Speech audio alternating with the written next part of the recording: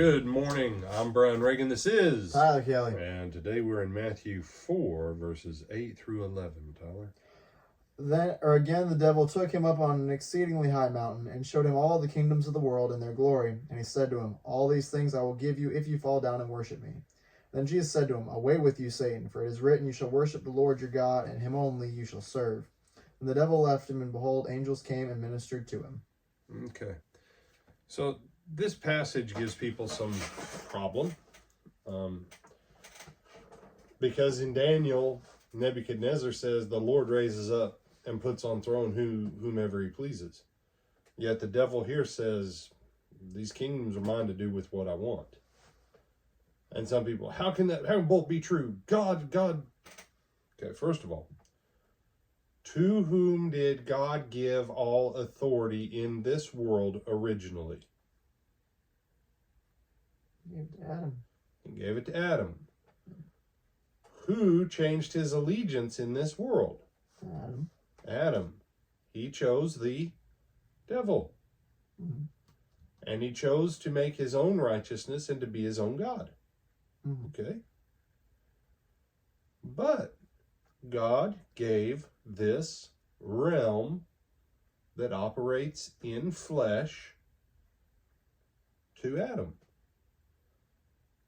That's why the devil had to use a serpent. That's why the legion asked to be cast into the swine. The fallen angels have to have something flesh related in order to operate in this realm. They have to find something that will work with them. Okay? There are plenty of people who are willing to give themselves over to sin and wickedness, and the devil is happy to track them into places of power and influence.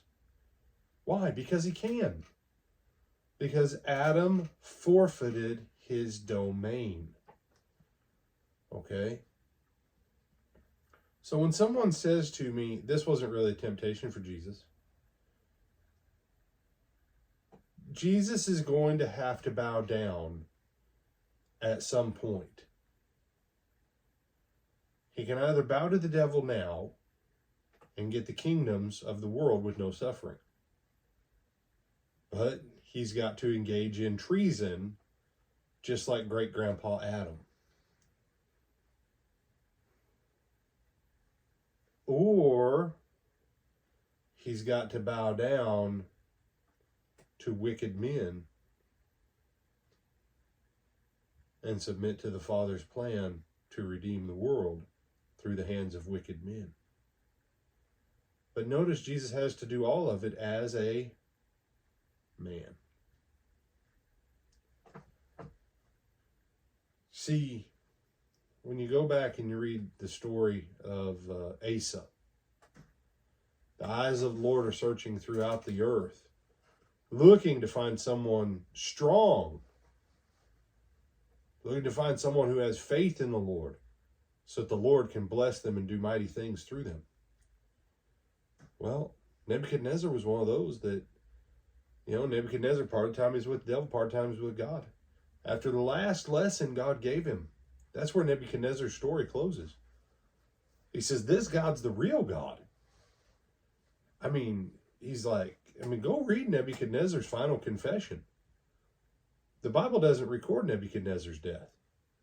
It records his last confession, and then technically his grandson being a dingling is where the next chapter opens. So with this, don't miss what Jesus is going to do at the cross. Satan asked Jesus to do right here, but without the pain and the suffering. All he has to do is a little bit of treason, just like Adam.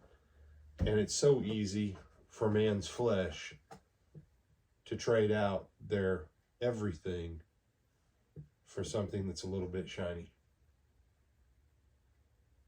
And the one thing he offers Jesus is the one thing he's not had the entire time he's been on earth.